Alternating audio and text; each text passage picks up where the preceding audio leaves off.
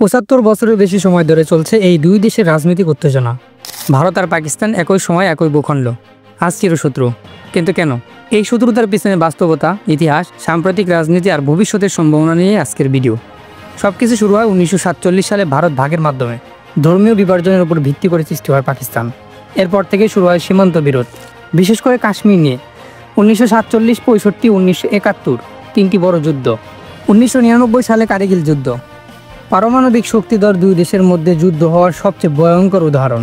২০২৪ থেকে ২৫ সালে ভারতের রাজনৈতিক নেতৃত্বে বিজেপি ও পাকিস্তানের পিএমএল, কাশ্মীর ইস্যু, সন্ত্রাসবাদ, ট্রেন বন্ধ, ক্রিকেট স্থগিত, দুই দেশের সম্পর্ক এখনও ঠান্ডা যুদ্ধের মতো।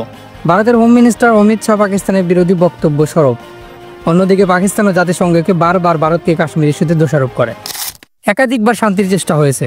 বেনজির ভুট্টো, বাজপেয়ী, মনমোহন সিং, নওয়াজ শরীফ, ইমরান খান, বাস ডিপ্লোমাসি থেকে শুরু করে ক্রিকেট ডিপ্লোমাসি পর্যন্ত। কিন্তু প্রতিবারের কিছু না কিছু বাধা, কখনো সন্ত্রাসবাদ, কখনো রাজনৈতিক ইচ্ছার অভাব। ২০২৫ সালে দুই দেশের সম্পর্ক কি বদলাতে পারে?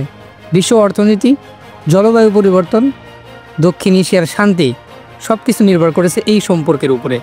যদি কখনো দুই দেশ পারস্পরিক স্বার্থে কাজ করতে পারে, তাহলে এশিয়া হতে পারে পৃথিবীর পরবর্তী সুপার পাওয়ার অঞ্চল। তো এখন দেখি তুমি কতটা জানো। আজকের কুইজগুলোর উত্তর দাও কমেন্টে। ১ নম্বর হচ্ছে পাকিস্তানের বর্তমান প্রধানমন্ত্রী কে?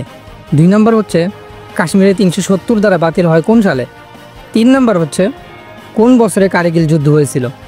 উত্তরগুলো নিচের কমেন্টে দাও। সঠিক উত্তরদাতাদের নাম আমি পরের ভিডিওতে দেখাবো। দুই দেশের মধ্যে রাজনীতি যেমন উত্তপ্ত, সাধারণ মানুষের আকাঙ্ক্ষা কিন্তু শান্তি। তোমার কি মনে হয় ভারত ও পাকিস্তান একদিন বন্ধুত্বের পথে হাঁটবে? কমেন্টে জানাও। ভিডিও ভালো লাগলে লাইক, সাবস্ক্রাইব আর শেয়ার করতে ভুলো না।